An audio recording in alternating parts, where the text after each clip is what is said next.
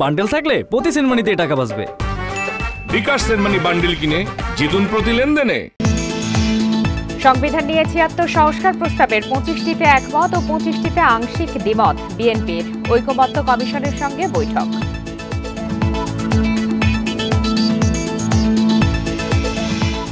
প্রায় ১৫ বছর পর বাংলাদেশ ও পাকিস্তানের সচিব পর্যায়ের বৈঠক।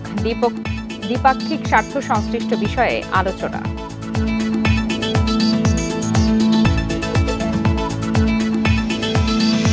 বাড়ি নির্মাণে শিল্পী মানবেন্দ্র ঘোষকে সহায়তার আশ্বাস প্রশাসনের। দেখা করলেন তদন্তকারী ও জেলা প্রশাসক।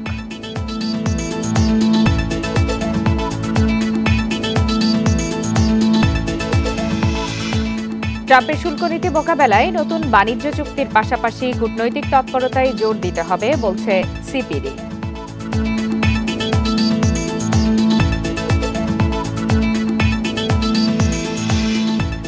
নোয়াখালী, গাজীপুর সহ বিভিন্ন জেলায় ঝোড়ো হাওয়া সহ বৃষ্টি, বজ্রপাত, কিছু জায়গায় শিলাবৃষ্টি, জলাবদ্ধতায় দুর্ভোগ।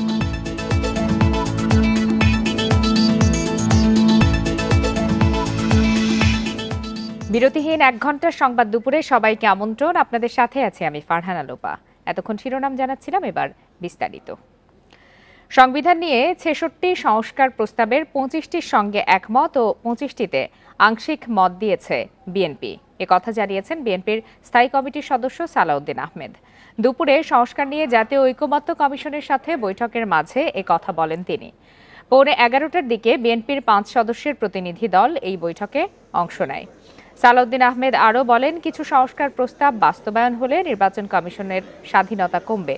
এ সময় ঐকমত্য কমিশনের সহ সভাপতি ডক্টর আলী রিয়াজ বলেন, রাজনৈতিক দলগুলোর সাথে ঐকমতের ভিত্তিতে জাতীয় সনদ করতে চায় কমিশন। স্থায়ী গণতন্ত্র প্রতিষ্ঠাই এর মূল লক্ষ্য। গণতন্ত্রের জন্য বিএনপির ভূমিকা প্রশংসনীয়। পরে বিএনপির স্থায়ী কমিটির সদস্য নজরুল ইসলাম খান বলেন, সংস্কার একটি চলমান প্রক্রিয়া, এটি সময়ের সাথে সাথে পরিবর্তিত হয়। বিএনপি সংস্কারের বিপক্ষে নয়, দেশ গঠনে দলটি বেশি সোচ্চার। ঐকমত্য না হলেও ৩১ দফায় বিএনপির সনদ, এর ওপর ভিত্তি করেই সামনে এগিয়ে যেতে হবে বলে জানান নজরুল ইসলাম খান। যে সমস্ত বিষয়ে আমরা একমত হয়েছি সেটার সংখ্যা আছে, আপনারা জানেন যে সেটার সংখ্যা খুব বেশি না, 25টার মতো। তারপরে 25টার কাছাকাছি কোনো আংশিক মত একমতও আছে এবং অন্যান্য বিষয়ে মন্তব্য সহ আমরা আমাদের প্রস্তাব দিয়েছি পাল্টা। কিন্তু বাকি অধিকাংশ বিষয়ে স্প্রেডশিটে আমরা তখন একমত হতে পারিনি। আমরা এই আলোচনার মধ্য দিয়ে আমাদের লক্ষ্য হচ্ছে একটি জাতীয় সনদ তৈরি করা, যাতে করে আমরা বাংলাদেশে একটি স্থায়ী গণতান্ত্রিক ব্যবস্থা প্রতিষ্ঠা করতে পারি। বারবার আমরা দেখেছি যে গণতন্ত্র কেবল হোঁচট খেয়েছে তা নয়, একটি ব্যক্তিতান্ত্রিক স্বৈরতন্ত্র প্রতিষ্ঠিত হয়েছিল এই দেশে। বৈঠকের বিষয়ে সবশেষ তথ্য জানাতে এই মুহূর্তে জাতীয় সংসদ ভবন থেকে আমাদের সঙ্গে যোগ দিয়েছেন সহকর্মী মাহমুদ শরীফ। মাহমুদ শরীফ, বৈঠকে এখন পর্যন্ত কোন কোন বিষয়গুলো নিয়ে আলোচনা হয়েছে, সে বিষয়ে সর্বশেষ কি তথ্য রয়েছে আপনার কাছে?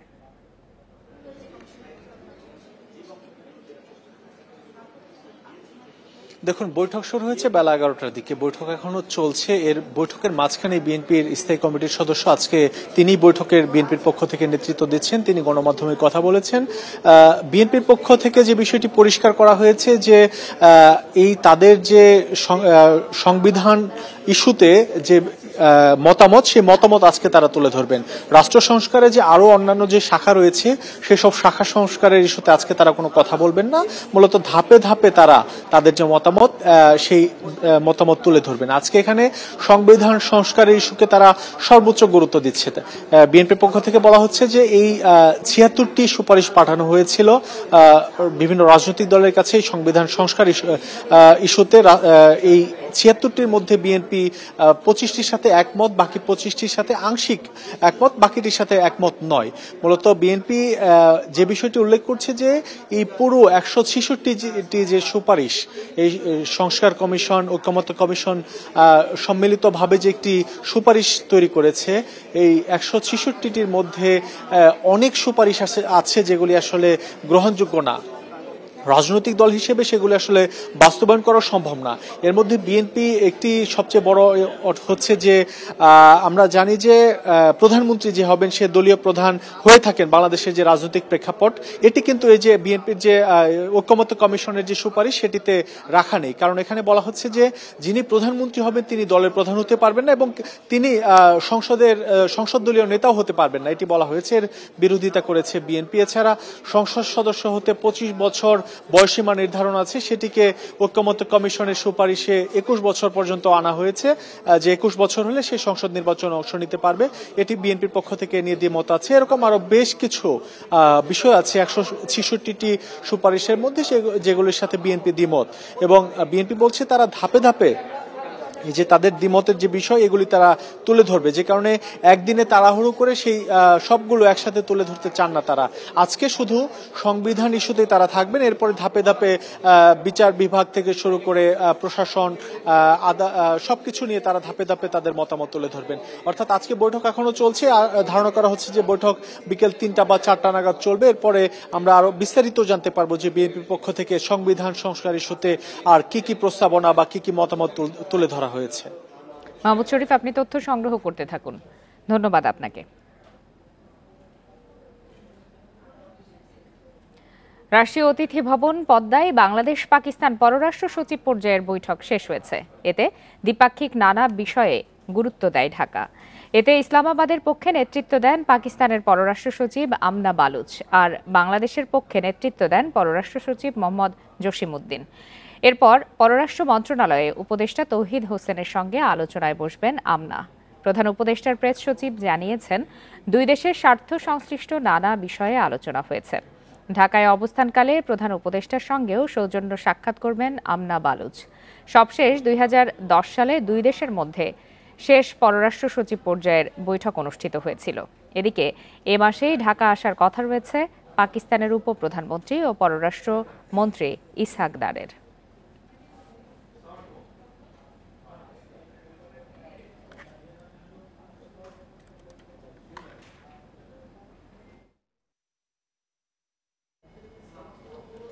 পররাষ্ট্র উপদেষ্টা তৌহিদ হোসেনের সঙ্গে বৈঠকে বসছেন যুক্তরাষ্ট্রের দুই উপসহকারী পররাষ্ট্রমন্ত্রী নিকোল চুলিক ও অ্যান্ড্রু হেরাপ।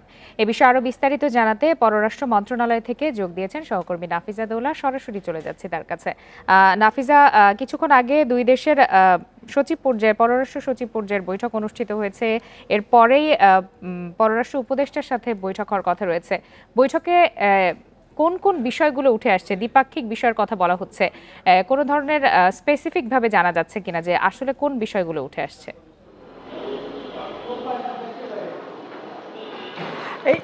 এই মুহূর্তে আমি আছি পররাষ্ট্র মন্ত্রণালয়। এখানে যেটি আপনি বলছিলেন, ইতিমধ্যে আপনি জানেন যে ঢাকায় মার্কিন প্রতিনিধির একটি উচ্চ পর্যায়ের প্রতিনিধি দল সফর করছেন এবং তারা আজকে আনুষ্ঠানিকভাবে পররাষ্ট্র উপদেষ্টার সাথে সৌজন্য সাক্ষাৎ এবং পররাষ্ট্র সচিবের সাথে বৈঠক করবেন এবং সেই বৈঠকে নিঃসন্দেহে দ্বিপাক্ষিক নানা ইস্যু নিয়ে আলোচনা হবে এবং যে বিষয়টি গুরুত্ব দেওয়া হচ্ছে সেটি হলো বাণিজ্য, প্রতিরক্ষা সহ যুক্তরাষ্ট্রের সাথে নানা ইস্যুতে আলোচনা হবে এবং তাদের এই সফর সঙ্গীদের মধ্যে কিন্তু একজন আছেন মিয়ানমারে যুক্তরাষ্ট্রের নিযুক্ত রাষ্ট্রদূত, তিনিও কিন্তু এই সফরের সঙ্গী হয়ে এই বৈঠকে আসবেন।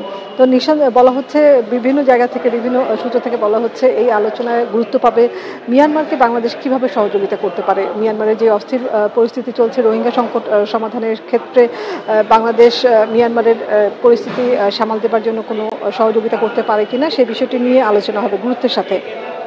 এবং আমরা যতটুকু জানি যে পাকিস্তানের পররাষ্ট্র সচিব যে বৈঠকটি শেষ হয়েছে, দু দেশের পররাষ্ট্র সচিব পর্যায়ের বৈঠক, সেই বৈঠক শেষে কিন্তু তিনিও পররাষ্ট্র মন্ত্রণালয়ে আসবেন এবং পররাষ্ট্র উপদেষ্টার সাথে সৌজন্য সাক্ষাৎ করবেন এবং সবগুলো বৈঠক শেষে আমাদের পররাষ্ট্র মন্ত্রণালয়ের পররাষ্ট্র সচিব জসিমউদ্দিন তিনি সাংবাদিকদের ব্রিফ করবেন এই বৈঠকগুলো নিয়ে। তবে সাধারণত যেগুলো হয়ে থাকে যে এই ধরনের দ্বিপাক্ষিক কূটনৈতিক বৈঠকগুলোর পরে দুপক্ষ থেকেই একটি যৌথ ব্রিফিং বা সাংবাদিকদের প্রশ্ন উত্তর নেওয়া হয়।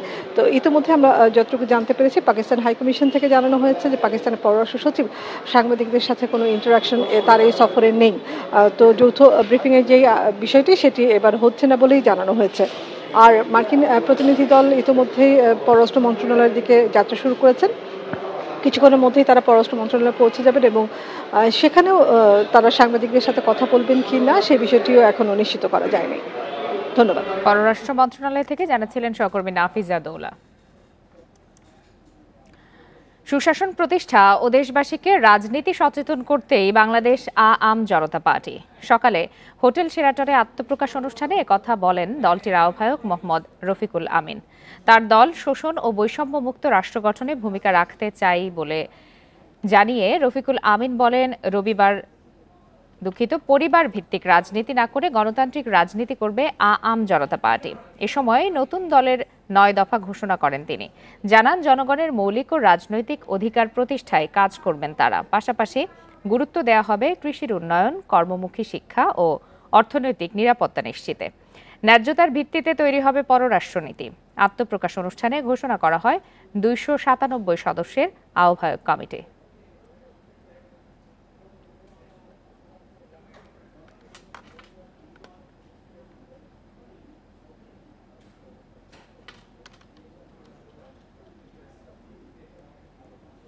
আপনারা আছেন বিরোধীহীন সংবাদ দুপুরে। সংবাদে আরো যা দেখবেন। প্রতারণা ও চাঁদাবাজির মামলায় গ্রেপ্তার দেখানো হলো মেঘনা আলমকে। সহযোগী সমীর 5 দিনের রিমান্ডে।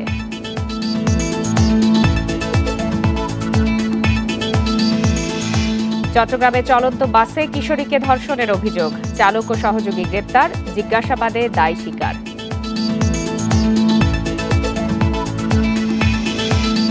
তদন্ত শেষ হওয়ার পর শিল্পী মানবেন্দ্র ঘোষের বাড়ি নির্মাণের কাজ শুরু করা হবে বলে জানিয়েছেন মানিকগঞ্জের জেলা প্রশাসক মানোয়ার হোসেন মোল্লা। সকালে সদর উপজেলার গড়পাড়া চান্দহর গ্রামে মানবেন্দ্রের বাড়ি পরিদর্শন শেষে তিনি একথা বলেন। জেলা প্রশাসক বলেন, বাড়িতে আগুন দেওয়ার ঘটনায় তদন্ত কমিটি গঠন করা হয়েছে। তাদেরকে 3 দিনের মধ্যে প্রতিবেদন জমা দিতে বলা হয়েছে। তদন্ত শেষে চিত্রশিল্পী মানবেন্দ্র ঘোষের বাড়ি নির্মাণে সহায়তা করবে প্রশাসন। এদিকে ঢাকা রেঞ্জের অতিরিক্ত ডিআইজি মোস্তাফিজুর রহমান ঘটনাস্থল পরিদর্শন শেষে জানান, আগুন দেওয়ার ঘটনা যথেষ্ট গুরুত্ব দিয়ে দেখা হচ্ছে। এ ঘটনায় জড়িত সন্দেহে 6 জনকে গ্রেপ্তার করা হয়েছে। মঙ্গলবার রাতে মানিকগঞ্জে মানবেন্দ্র ঘোষের বাড়িতে আগুন দেয় দুর্বৃত্তরা।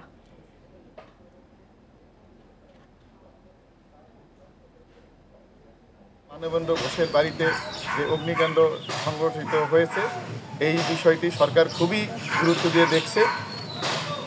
সরকার এই ক্ষতিগ্রস্ত পরিবারের প্রতি খুবই সহমর্মী আছেন। সরকারের পক্ষ থেকে ক্ষতিগ্রস্ত এই ঘরটি জেলা প্রশাসনের মাধ্যমে পুনর্নির্মাণ করে দেয়া হবে। চেষ্টা করব যে আমাদের সর্বোচ্চ যাতে এই বিষয়টা যথাযথ আইনি পদক্ষেপ নিতে পারি এবং যারা অরিজিনাল ক্রিমিনাল বা যারা এর সঙ্গে দুষ্কৃতিকারী তারা যাতে আইনের আওতায় আসে। মার্কিন প্রেসিডেন্ট ডোনাল্ড ট্রাম্পের শুল্ক নীতি মোকাবেলায় নতুন বাণিজ্য চুক্তির পাশাপাশি কূটনৈতিক তৎপরতায় জোর দিতে হবে বলে মনে করেন সিপিডির সম্মানীয় ফেলো মুস্তাফিজুর রহমান। রাজধানীর একটি হোটেলে আয়োজিত সংলাপে একথা বলেন তিনি। এ সময় বাংলাদেশকে নতুন বাজারে রপ্তানি বাড়ানো সহ কৌশলগত বিকল্প খোঁজার তাগিদ দেন সিপিডির কর্মকর্তা।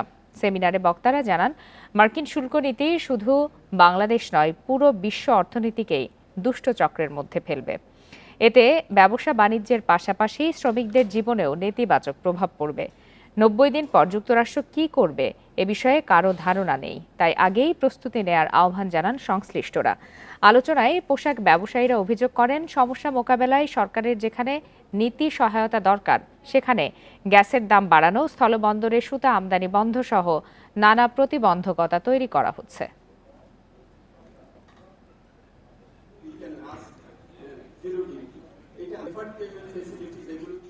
সারা দেশে রেল ব্লকেড কর্মসূচি শিথিল করেছেন পলিটেকনিক শিক্ষার্থীরা।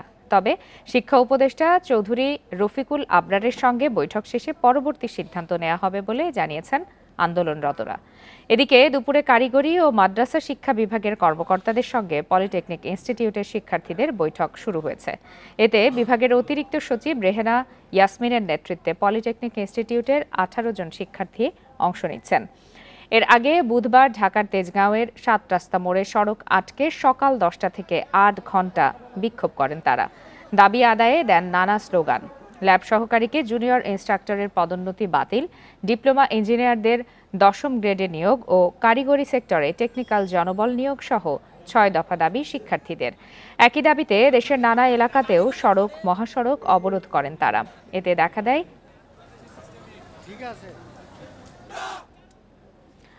খুলনা প্রকৌশল ও প্রযুক্তি বিশ্ববিদ্যালয়ে উপাচার্যের পদত্যাগের 1 দফা দাবির আন্দোলনের বিরুদ্ধে মানববন্ধন করেছেন প্রতিষ্ঠানটির কর্মচারীরা।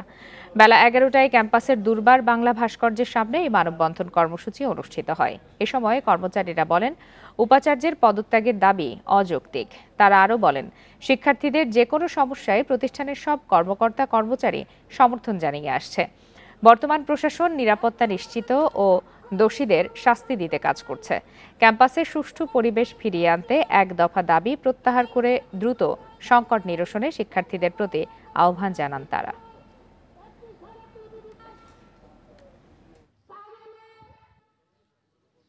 বাইরে এবং ভিতরের লোকদের সঙ্গে ছাত্রদের সঙ্গে জ্ঞানদাম হয়েছে, তারপরের থেকে এই অস্থিতিশীল পরিবেশটা তৈরি হচ্ছে। কিন্তু আমরা চাই যে এগুলো সমাধান হয়ে একটা সুষ্ঠু পরিবেশ ফিরে আসুক। আমাদের ইউনিভার্সিটিটা সুষ্ঠু সুন্দরভাবে খুলে যায়।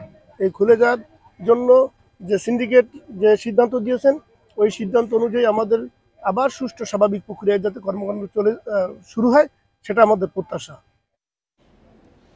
কয়েকদিনের গরমের পর স্বস্তি দিয়েছে ঝড় বৃষ্টি। বৃহস্পতিবার সকাল থেকে দেশের বিভিন্ন জেলায় ঝড় বৃষ্টি ও বজ্রপাত হয়েছে। এতে বিভিন্ন এলাকায় জলাবদ্ধতার সৃষ্টি হয়েছে। ফেনীতে বেলা 12:30 থেকে বজ্রপাত, দমকা হাওয়া সহ বৃষ্টি হয়েছে। এ সময় বৃষ্টির সঙ্গে শিলাও পড়তে থাকে। তবে কি পরিমাণ বৃষ্টি হয়েছে সেটি জানাতে পারেনি জেলা আবহাওয়া বিভাগ। মেহেরপুরেও কালবৈশাখী ঝড় ও বৃষ্টি হয়েছে। আধা ঘন্টা ধরে চলে ঝড় বৃষ্টি। বোরো ধানের জন্য এই বৃষ্টি আশীর্বাদ বলছেন চাষিরা। এদিকে নোয়াখালীর বিভিন্ন স্থানেও ঝোড়ো হাওয়া, বৃষ্টি এবং বজ্রপাত হয়েছে। 24 ঘন্টায় 13 মিলিমিটার বৃষ্টিপাত রেকর্ড করা হয়েছে জেলায়। এছাড়া গাজীপুরে সকাল থেকে মাঝারি বৃষ্টি হয়। বৃষ্টির কারণে মহানগরীর বিভিন্ন এলাকায় জলাবদ্ধতা সৃষ্টি হয়। এর মধ্যে চান্দনা চৌরাস্তা, বাসনা সড়ক, ভোগড়া, মোগরখাল, মেঘডুবি, আমবাগ, গাছা, ইটাহাটা সহ বিভিন্ন এলাকায় জলাবদ্ধতার সৃষ্টি হয়েছে।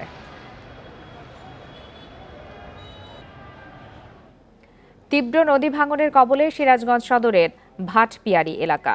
যমুনার গর্ভে বিলীন হচ্ছে এলাকার বিস্তীর্ণ আবাদি জমি। অসময়ের এই ভাঙন নিয়ে দুশ্চিন্তায় নদী পাড়ের মানুষ। ভাঙন রোধে পানি উন্নয়ন বোর্ড জরুরি ব্যবস্থা নেয়ার কথা জানালেও শঙ্কা কাটেনি এলাকাবাসীর। গত 1 বছর ধরে ভাঙনের মুখে সিরাজগঞ্জ সদর উপজেলার ভাটপিয়ারি এলাকা। যমুনার পূর্ব পারে চর জেগে ওঠায় নদীতে ক্যানেল সৃষ্টি হয়ে পশ্চিম পারে আঘাত হানছে স্রোত। ইতিমধ্যে ভাঙনে বিলীন হয়েছে প্রায় 100 বিঘা ফসলি জমি। গত কয়েকদিন ধরে পানি বাড়ায় ভাঙনের তীব্রতাও বেড়েছে। এলাকাবাসীর শঙ্কা, যমুনার ভাঙন অব্যাহত থাকলে হুমকির মুখে পড়বে মূল বন্যা নিয়ন্ত্রণ বাঁধ। ভাঙন আতঙ্কে বাস করছে বাঁধের ভেতরে থাকা ভাটপিয়ারি, শিমলা, পাঁচঠাকুরি সহ বেশ কিছু গ্রামের মানুষ। ধান পাট সবাই খুব ভালো ফসল হয়েছে। ভাঙতে আসে এই পর্যন্ত চলে আসে। এখন আমরা হয়ে গেছে আতঙ্কা। শুষ্ক মৌসুমে যে ভাঙন চাপ দিছে, আমরা কল্পনাও করতে পারি না যে এই সময় নদীটা ভাঙবে। জরুরি ভিত্তিতে কাজ না করা হয় তাহলে ভাটপিয়ারির ত্রিরক্ষা বাঁধ ভেঙে ভিতরে ঢুকে পড়বে। যমুনার ভাঙন রোধে জরুরি পদক্ষেপ গ্রহণ করা হয়েছে জানিয়েছে পানি উন্নয়ন বোর্ড। বর্ষা শুরুর আগেই স্থায়ী ব্যবস্থার আশ্বাস কর্মকর্তার। আমরা ওই জায়গাতে পর্যবেক্ষণে রাখছি। প্রতি 7 দিন পর আমরা সার্ভে করতেছি এবং দেখতেছি যে এটা আসলে নদীর পরিস্থিতি আমরা করতেছি। ইন দ্য মিন টাইম আমরা অন্য রাজস্ব বাজেটের আওতায় থেকে আমরা ওখানে জিওটিউব ডাম্পিং করছি। গত 1 বছরে অব্যাহত ভাঙনে নদীগর্ভে বিলীন হয়েছে পশ্চিম পাড়ের প্রায় 2 কিলোমিটার অংশ।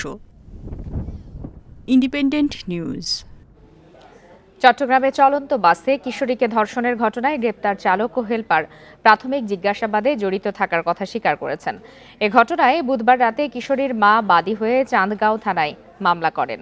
এর আগে বুধবার রাতেই আটক করা হয় অভিযুক্ত চালক ও সহযোগীকে। মঙ্গলবার রাতে কক্সবাজার থেকে চট্টগ্রাম যাওয়ার পথে ওই কিশোরীকে চান্দগাঁওয়ে না নামিয়ে বাসটি বহদ্দারহাট টার্মিনালে চলে যায়।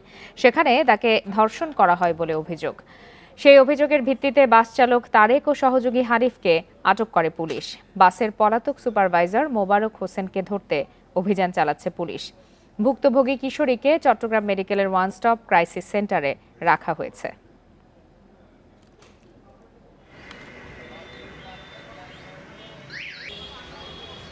তাৎক্ষণিক আমরা বিভিন্ন তথ্য প্রযুক্তির ভিত্তিতে অভিযান পরিচালনা করিয়া বাসের চালক এবং হেলপারকে গ্রেপ্তার করতে সক্ষম হই এবং বাসের যে সুপারভাইজার মোবারক বর্তমানে পলাতক আছে তাকেও গ্রেপ্তার করার জন্য অভিযান পরিচালনা আছে।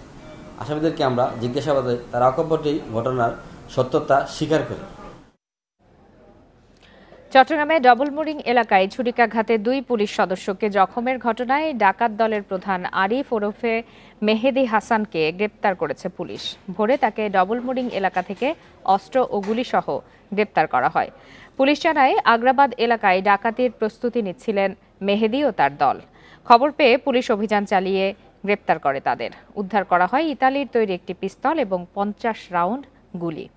25 ফেব্রুয়ারি আগ্রাবাদ বারিক বিল্ডিং এলাকায় অভিযান চালানোর সময় ডাকাত দলের সদস্যরা পুলিশের ওপর হামলা চালায়। এতে ছুরিকাঘাতে আহত হন পুলিশের উপপরিদর্শক আহলাদ ইবনে জামিল এবং এসআই জামিল।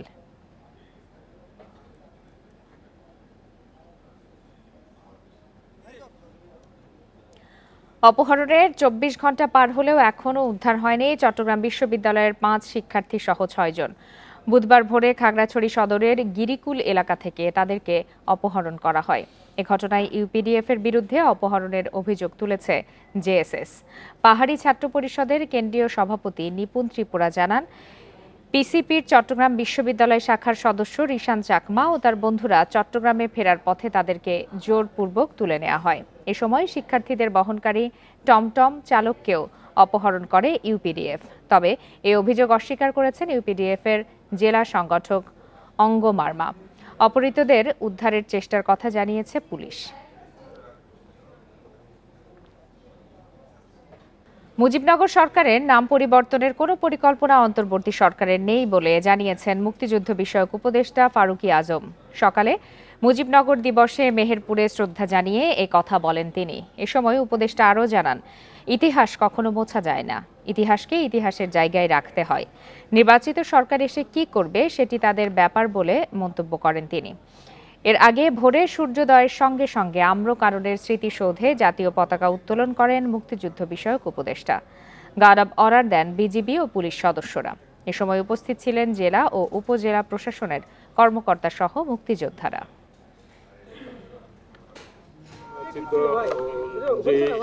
আমাদের নেতৃবৃন্দরা ছিলেন তারাই তো এই সরকার গঠন করেছে, অবশ্যই সাংবিধানিক সরকার, কারণ এটা আন্তর্জাতিকভাবেও স্বীকৃত সাংবিধানিক সরকার।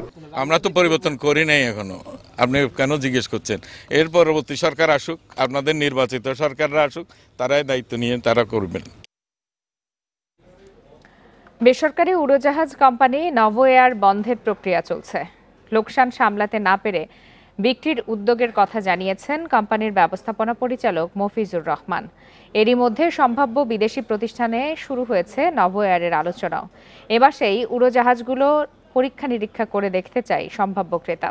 বিপুল লোকসানে থাকা কোম্পানির কার্যক্রম বন্ধ না করেই বিক্রির চেষ্টার কথাও জানিয়েছেন মফিজুর রহমান। তবে বিক্রির প্রক্রিয়া সফল না হলে কোম্পানি বন্ধের পথেই হাঁটবে নভো এয়ার। উড়োজাহাজে জেট ফুয়েলের দাম বাড়ায় কয়েক বছর ধরে এ খাতে লোকসান বাড়ছে। সে ধাক্কা সামলাতে 1-1.5 বছর ধরে ক্রেতার সন্ধানে আছেন নভো এয়ারের মালিকেরা।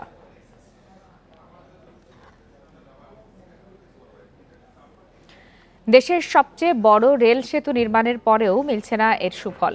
114 কিলোমিটার সিঙ্গেল লাইন থাকার সময় ও ভোগান্তি কমছে না। এতে বাণিজ্য সম্প্রসারণের স্বপ্ন বাস্তবায়ন হচ্ছে না বলে দাবি ব্যবসায়ীদের।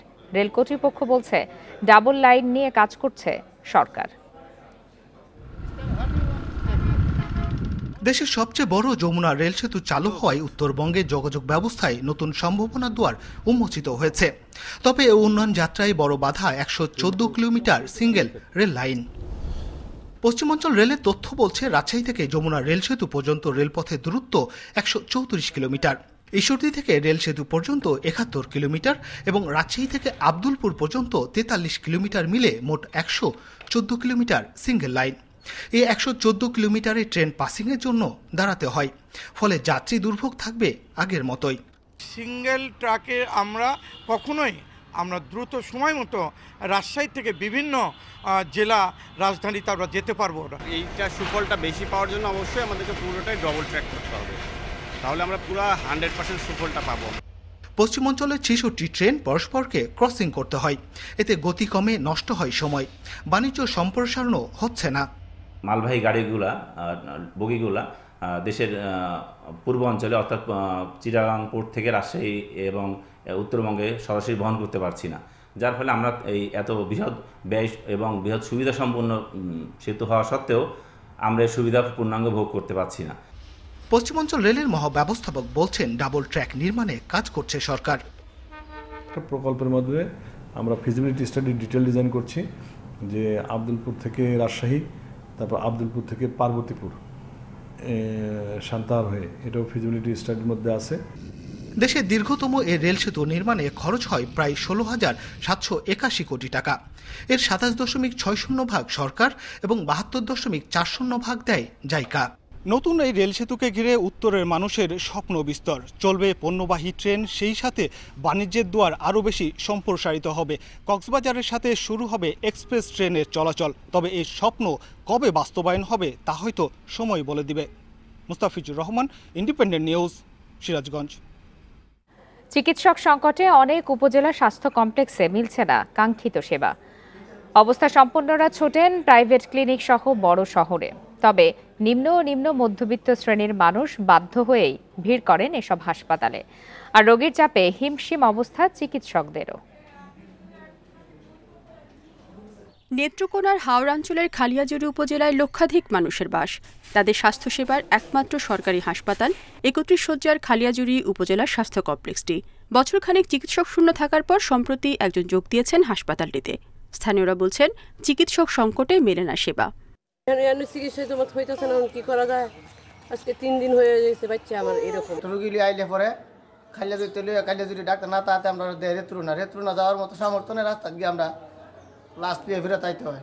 হবিগঞ্জের বাহুবল উপজেলা স্বাস্থ্য কমপ্লেক্সে 8 চিকিৎসক পদের বিপরীতে আছেন মাত্র 2 জন। আশানুরূপ চিকিৎসা না পেয়ে প্রাইভেট ক্লিনিক বা জেলা সদর ও সিলেটে ছুটতে হয় স্থানীয়দের। ঢাকা সিলেট মহাসড়কের পাশের স্বাস্থ্য কমপ্লেক্সটিতে বিভিন্ন সময় দুর্ঘটনা কবলিত রোগী আনা হলেও প্রয়োজনীয় সেবা নিশ্চিত করা যায় না। চিকিৎসা সেবা নিতে আসলেও ডাক্তারদের দেখা পান না, ঘন্টার পর ঘন্টা অপেক্ষা করতে হয়। উপযুক্ত ডাক্তার নাই, আমরা ভুক্তভোগী, এখানে আমরা সুন্দর মতো চিকিৎসা পাই না, বাইরে যাওয়া লাগে, টেস্ট করানো লাগে। 2 জন দিয়ে অন্তঃবিভাগ, বহির্বিভাগ এবং ইমার্জেন্সি চালাতে আমাদের অনেক হিমশিম খেতে হচ্ছে। যদিও রোগীদের প্রাথমিকভাবে রোগীরা দুর্ভোগের শিকার হচ্ছে, এটা আমরা মেনে নিচ্ছি, তারপরও আমরা আমাদের সাধ্যমতো চেষ্টা করছি। নীলফামারী 4 উপজেলার স্বাস্থ্য কেন্দ্রগুলোতেও চিকিৎসক সংকটে মিলছে না কাঙ্ক্ষিত সেবা। রোগীর চাপে হিমশিম অবস্থা চিকিৎসকদেরও। ঊর্ধ্বতন কর্তৃপক্ষের সাথে কথা বলেছি এবং আমরা লিখেছি, তো ওনারা বলছেন সারা দেশেই একই চিত্র, এই মুহূর্তে চিকিৎসক দেওয়া সম্ভব হচ্ছে না। আমাদের সামনে চিকিৎসক নিয়োগ হবে, নিয়োগ হলে আমরা আরও চিকিৎসক পাবো বলে আশা করি। নীলফামারী জেলায় প্রায় 21 লাখ মানুষের বাস। জেলায় 125টি পদের বিপরীতে কর্মরত আছেন মাত্র 35 জন চিকিৎসক, যার মধ্যে অনেকে আবার প্রেষণে কাজ করছেন বিভিন্ন জায়গায়। রেশমি নন্দী, ইন্ডিপেন্ডেন্ট নিউজ। আর এই ছিল আজকের বিরতিহীন সংবাদ দুপুরে। এতক্ষণ সাথে থাকার জন্য ধন্যবাদ সবাইকে।